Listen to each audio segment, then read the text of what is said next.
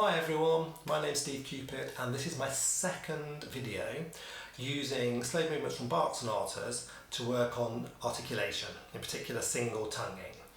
As I said in the first video, if you haven't watched the first video, which is all centred around using Bach's Siciliano from the E-flat major sonata, I suggest you watch that one first. But this is a similar work, similar approach, carrying on, using the Adagio from Bach's G minor flute sonata. So, as I said at the beginning of the previous video, this work is all inspired by Moyse and the variations that he wrote to some of his studies in Moyse's 24 Little Melodic Studies, where he starts with a melodic legato melody, and then he subdivides the long notes to work on articulation, and in particular on repeated notes, on making repeated notes sound equal, sound homogeneous, with the same articulation, the same attack, and making sure that they project so that every single articulated repeated note is audible and they don't just merge into one, so they start to sound a bit like a long note. So the E flat that the Adagio here starts on is a tricky starting note, so I would spend quite a while trying to get my best, most resonant harmonics-in-tune tone on this note.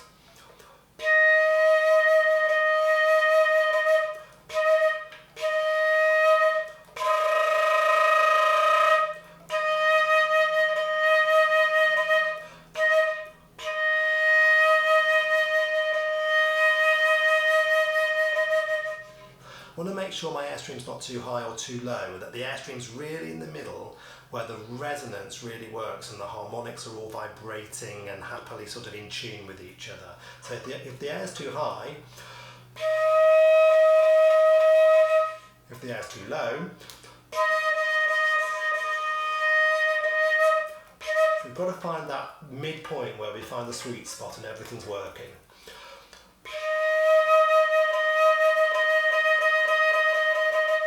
Then I would practice legato first, then abdominals only, using my abdominals to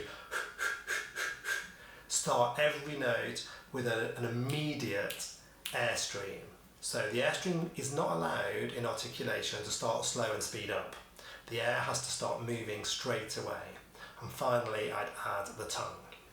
So legato, aiming for a really, really centred resonant sound.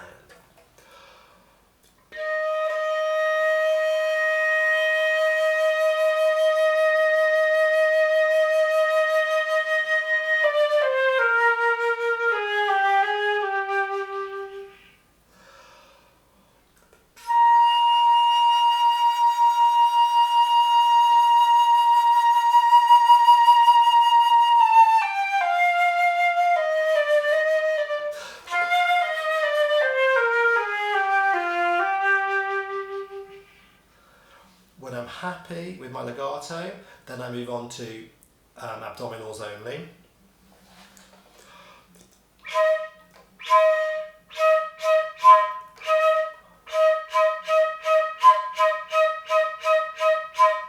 Not a nice note, the E flat. You could try a lower fingering using the harmonic.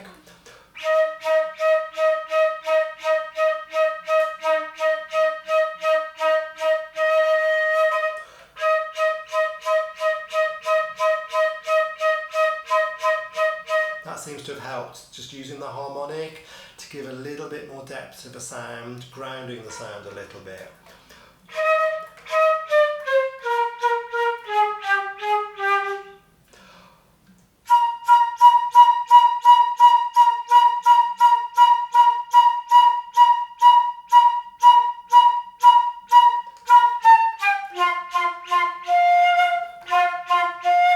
Yeah, it's a bit problematic for me today as well.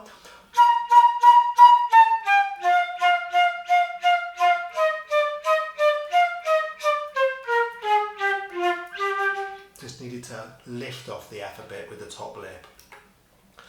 Once I'm happy that my abdominals are starting the air with the speed I want, then I can use my tongue to clean the beginning of each note to just give it a slightly clearer, crisper articulation.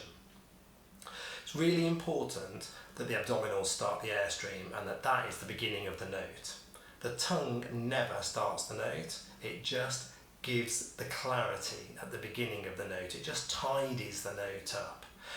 If you're using your tongue with a build-up of pressure behind it to catapult the air out to get your airspeed, that's not going to serve you well for very long. That job needs to be done by the abdominal muscles. When I practice with my tongue, I practice in two main places. On my top lip, as if I'm flicking a little speck of dust off my lip with my tongue, and on the gum line, behind sort of where the teeth and the gums meet. So this is on the top lip.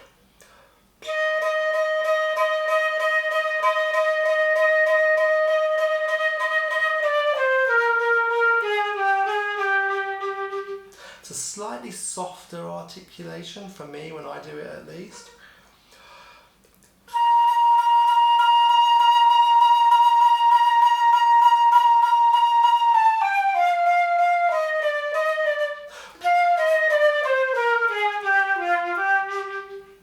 Or on the gum line, slightly crisper normally, hopefully.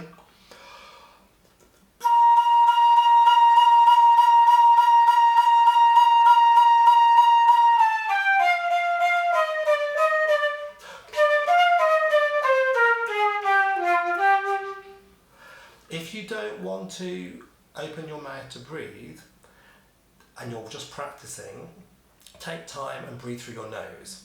If you breathe through your nose, your lips can stay really still, your tongue can stay pretty much in the same position. So you just breathe in and carry on. So if I do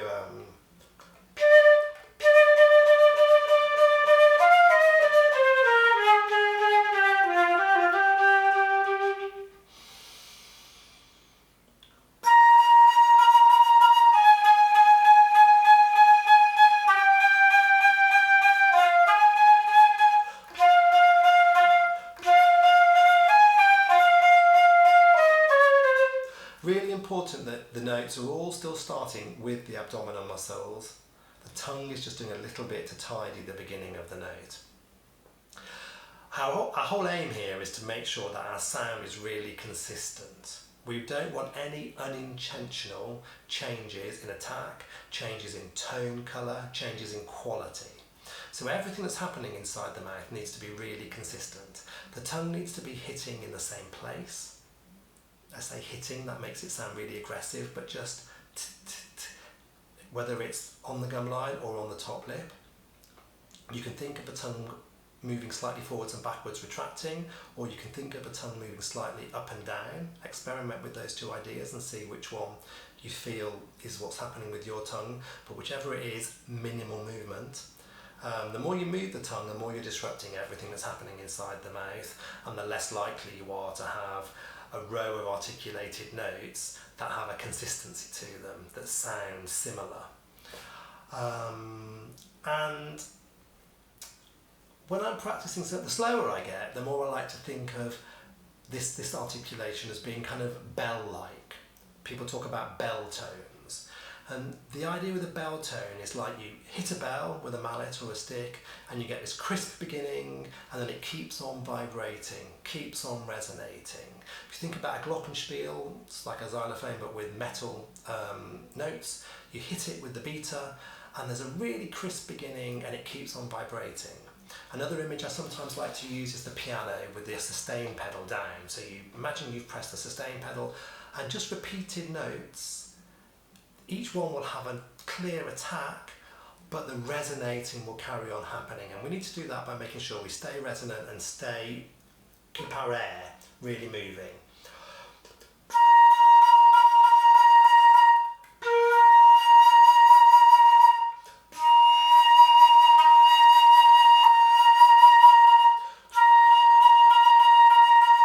I should have breathed.